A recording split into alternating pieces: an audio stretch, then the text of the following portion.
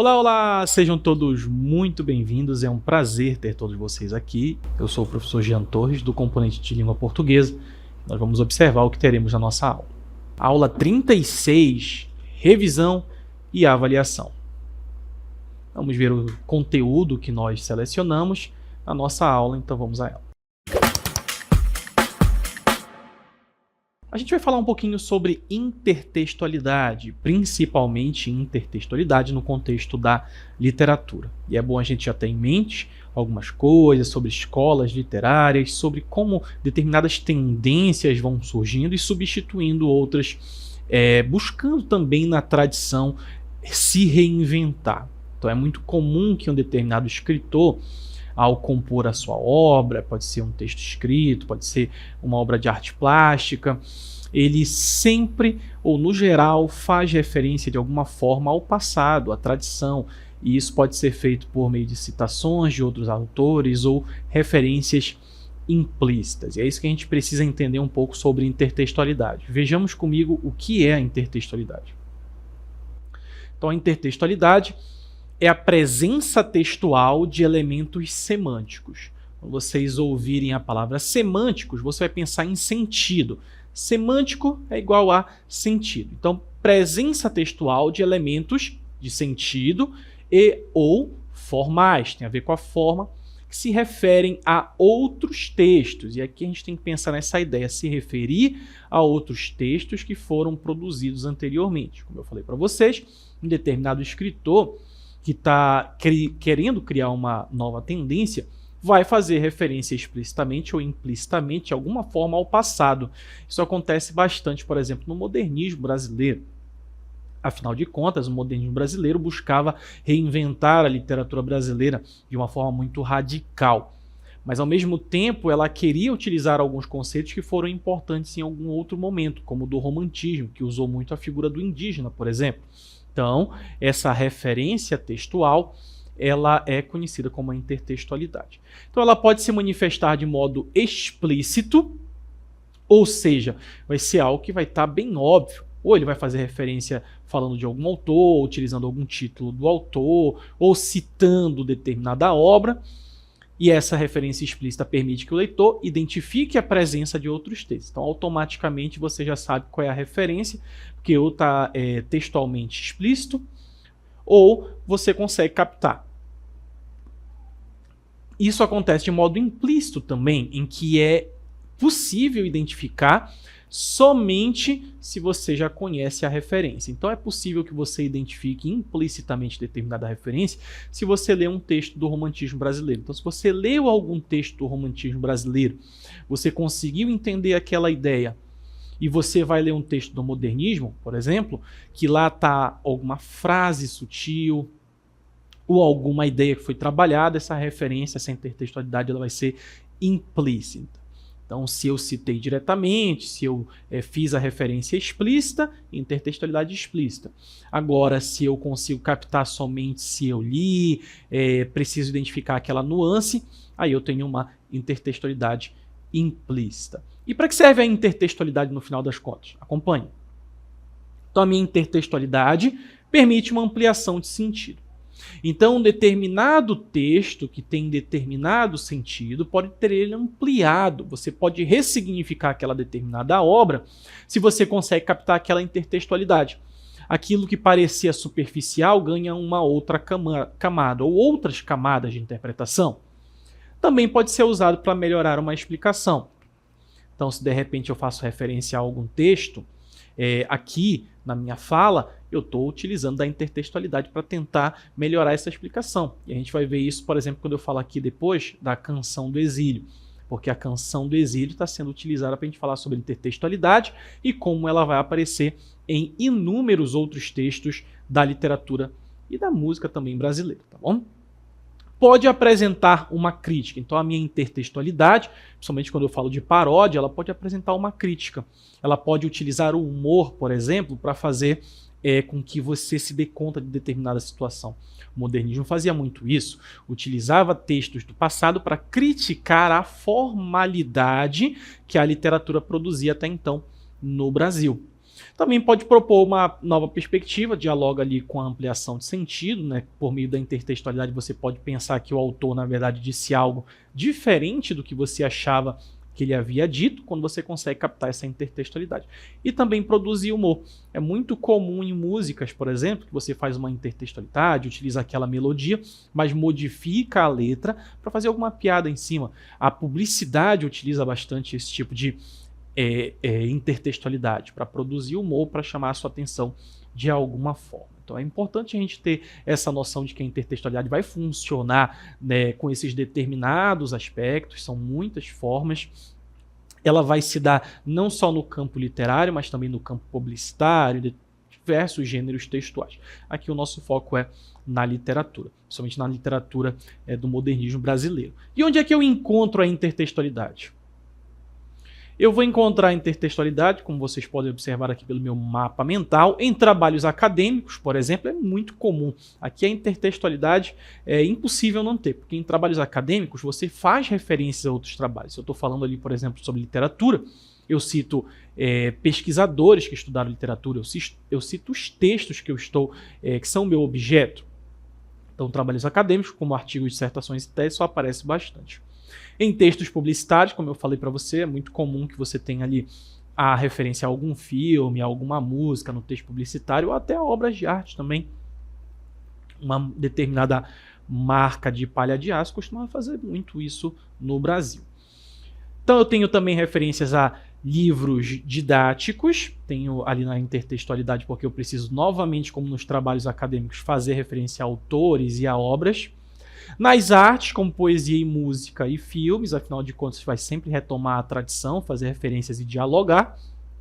E, hoje em dia, é muito mais comum os textos digitais, né? Como memes, vlogs, podcasts, porque memes são retirados de filmes, são retirados de novelas, é muito comum que a gente veja esse tipo de referência que caracteriza a intertextualidade. E essa imagem na sequência ajuda a explicar um pouquinho de como ela pode se dar. Olha aqui nas artes plásticas como pode fazer essa referência textual. Ao lado nós temos aí a Mona Lisa, né, o famoso quadro da Mona Lisa, que atrai inúmeros turistas a Paris, na França, para ser contemplada. É a obra mais conhecida provavelmente das artes plásticas.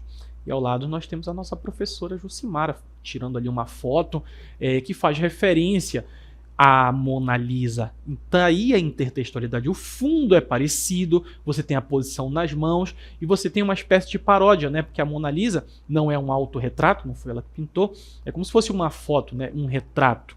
E aqui na foto da professora, a gente tem um selfie que faz essa referência ao contexto mais contemporâneo dessa utilização de fotos, né?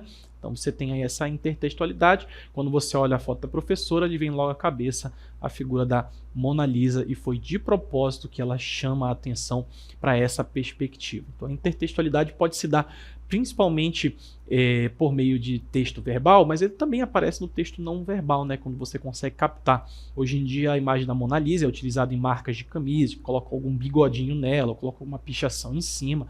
É muito comum que se use a intertextualidade também como uma forma de venda, por exemplo. Então, bora dar uma olhadinha agora como vai se dar na literatura, partindo de um dos textos mais célebres da literatura brasileira, tanto que se tornou parte do hino nacional, que é a Canção do Exílio. Observem comigo.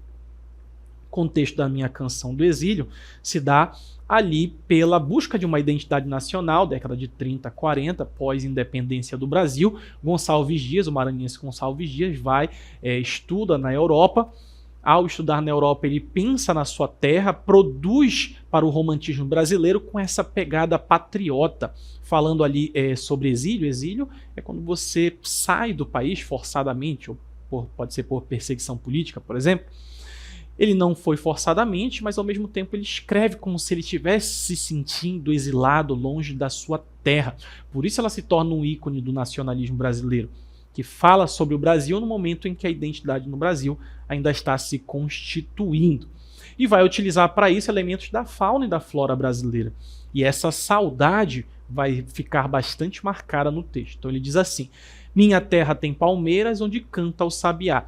As palmeiras, árvores aí bastante comuns no bioma brasileiro, e o sabiá também, um pássaro bastante comum no Brasil. Então a minha terra tem palmeiras onde canta o sabiá.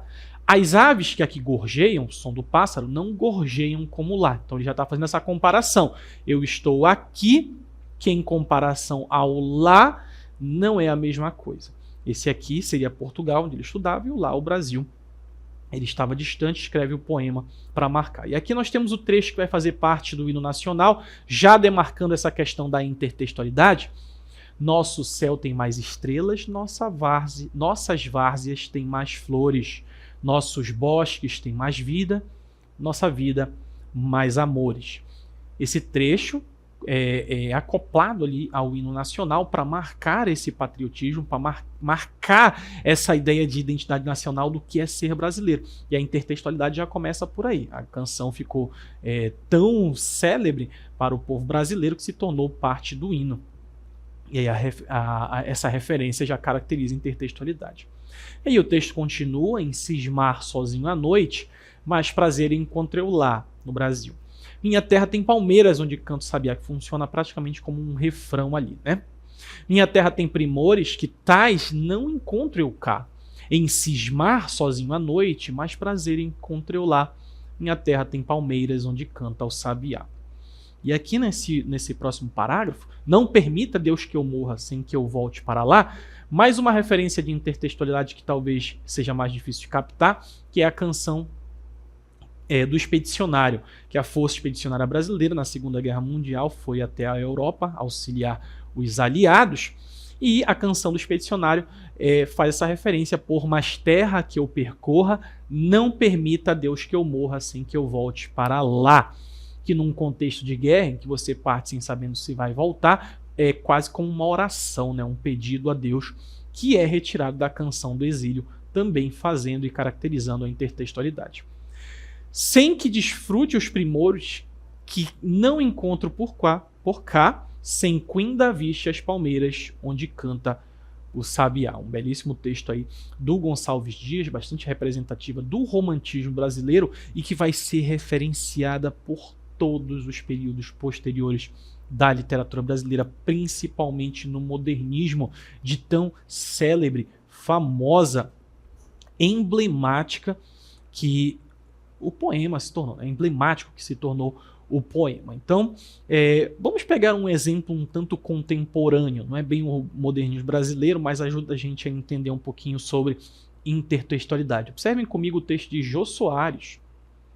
Sim, Jô Soares, grande humorista brasileiro, antes da sua morte, né, tinha o seu programa de madrugada, bastante famoso, de entrevistas, mas ele também escrevia, era romancista, poeta, tinha bastante flexibilidade. Então ele escreve num contexto político, lembrando que a Canção do Exílio tem um aspecto político também, né? E aqui no Canção do Exílio e as Avessas, cuja intertextualidade já está marcada desde o título, a gente tem um contexto político da década de 90 no Brasil, com casos de corrupção, supostos casos de corrupção do presidente, e a referência a um espaço que ele montou que era simplesmente absurdo, que deve ter custado muito dinheiro, que o Jô Soares justamente vai questionar de onde veio, né? Então ele fala assim: minha dinda, afinal de contas, a casa do político, ou como a gente queira chamar, a mansão, né? Ele chamava de Casa da Dinda. Minha dinda tem cascatas onde canta o curió. Não permita, Deus, que eu tenha de voltar para Maceió. Então percebam que já tem aí uma ligação com o texto, os versos são parecidos, algumas substituições para caracterizar e a referência ao lugar de origem do ex-presidente. Minha dinda tem coqueiros da ilha de Marajó. Então, imagine, né? Uma coisa ali para o centro-oeste do Brasil, sudeste, mas trouxe de lá do Marajó os coqueiros de tão para se ostentar, né? As aves aqui gorjeiam, não fazem cocoricó, brincando com a ideia da fazenda, né? O meu céu tem mais estrelas, minha várzea tem mais cores, este bosque reduzido deve ter custado horrores. Ele vai rimando, brincando com essa ideia dos gastos, brincando com essa ideia da ostentação. E depois de tanta planta, orquídea, fruta e cipó, não permita, Deus, que eu tenha de voltar para Maceió. E aqui tem uma inversão de valores, né? Enquanto na Canção do Exílio você tem o desejo de retorno à terra, o Jô Soares vai brincar com o retorno à terra do ex-presidente, que já estava numa situação muito mais confortável e provavelmente não queria retornar às suas origens. Isso aí marca bastante o nosso exemplo de intertextualidade, e nós temos alguns tipos de intertextualidade que nós podemos captar em determinados textos. Bora acompanhar comigo junto com os nossos exemplos. O primeiro tipo de intertextualidade é a alusão, que é o ato de indicar ou insinuar um texto anterior, sem, no entanto, aprofundar-se nele. Então, não vou me aprofundar, vai ser uma citação bem breve.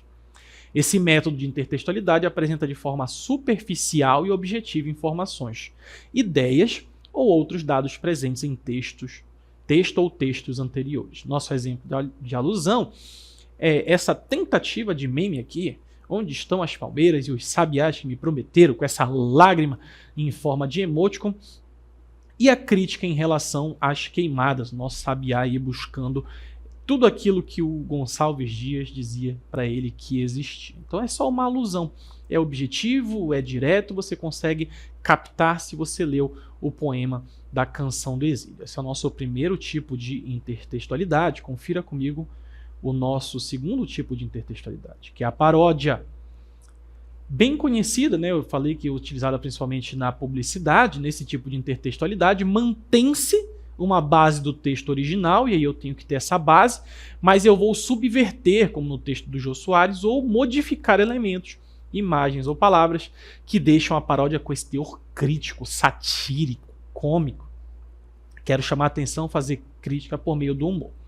Além de mudar geralmente o sentido original, o texto ainda contém semelhanças com sua inspiração. Então precisa manter uma certa semelhança, mas ele vai subverter de alguma forma o sentido daquele texto original, muitas vezes sendo contrário à ideia que era pregada, né? Então acompanhem comigo o nosso exemplo de paródia.